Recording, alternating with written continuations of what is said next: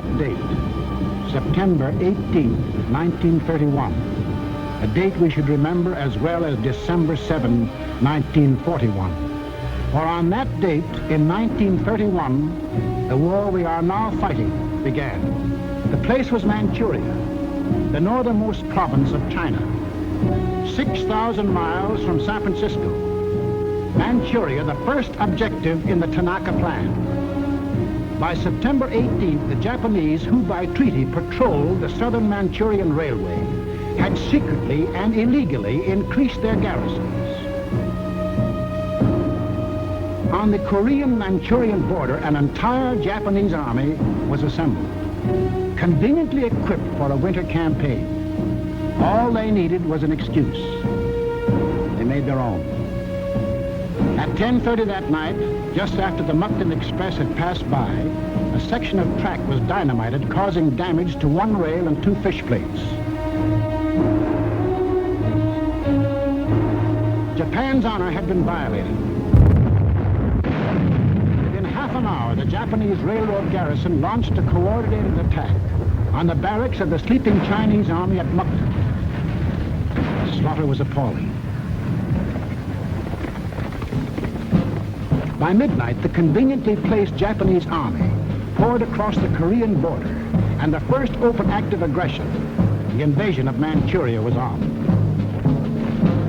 In 4 days, they had occupied the whole of southern Manchuria, and shortly after, the whole country. Manchuria became Manchukuo, a puppet state with an obedient stooge on the throne, Henry Puyi, a weakling whom the Japanese had prepared for the job with 7 years of women and song. In Washington, Henry L. Stimson, then Secretary of State, now Secretary of War, sent out a blistering denunciation of the attack. The League of Nations sent a committee of 5, headed by Lord Lytton and including our own General Frank McCoy, to Manchuria to investigate. In October of 1932, the committee issued its report.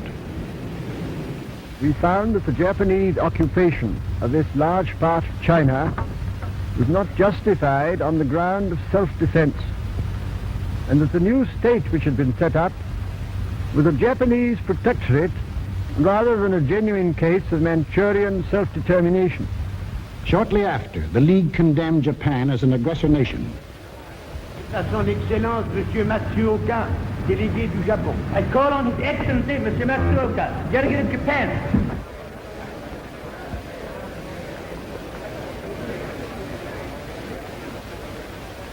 It is a matter of common knowledge that Japan's policy is fundamentally inspired by a genuine desire to guarantee peace in the Far East and to contribute to the maintenance of peace throughout the world. Japan, however, finds it impossible to accept the report adopted by the Assembly. In answer, the Japanese delegates, knowing there were no guns behind this condemnation, smiled, took up their briefcases, marched out of the League.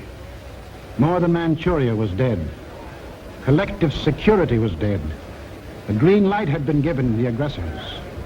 We and the rest of the world knew that these aggressors should be stopped and punished, but we were unwilling to make the necessary sacrifices to back up that opinion. It was impossible to convince a farm boy in Iowa, or a driver of a London bus, or a waiter in a Paris cafe that he should go to war because of a mud hut in Manchuria. Yet the subsequent course of history makes it clear that that incident, so many miles away, is one of the main reasons that you and millions of others are in uniform today. The Japs had Manchuria. Phase number 1 of the Tanaka Plan was completed. Phase number 2, the conquest of China. In 1932, without warning, the Japs attacked the Chinese city of Shanghai.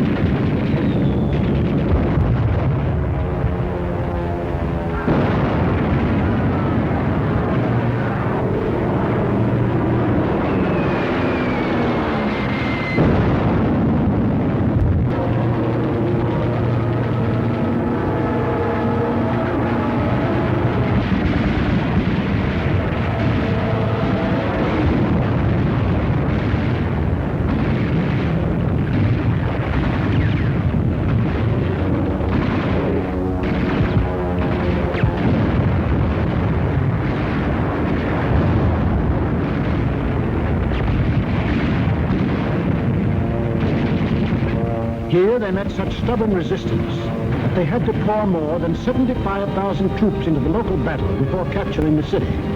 This resistance made them decide to shift their campaign to the north, and in 1933 they added the province of Yeho to Manchuria. Yes, the Japs launched the second phase of the Tanaka Plan, but they had yet to finish it. A united nation stands against them. Under the inspired leadership of General Chiang Kai-shek, the Chinese people thought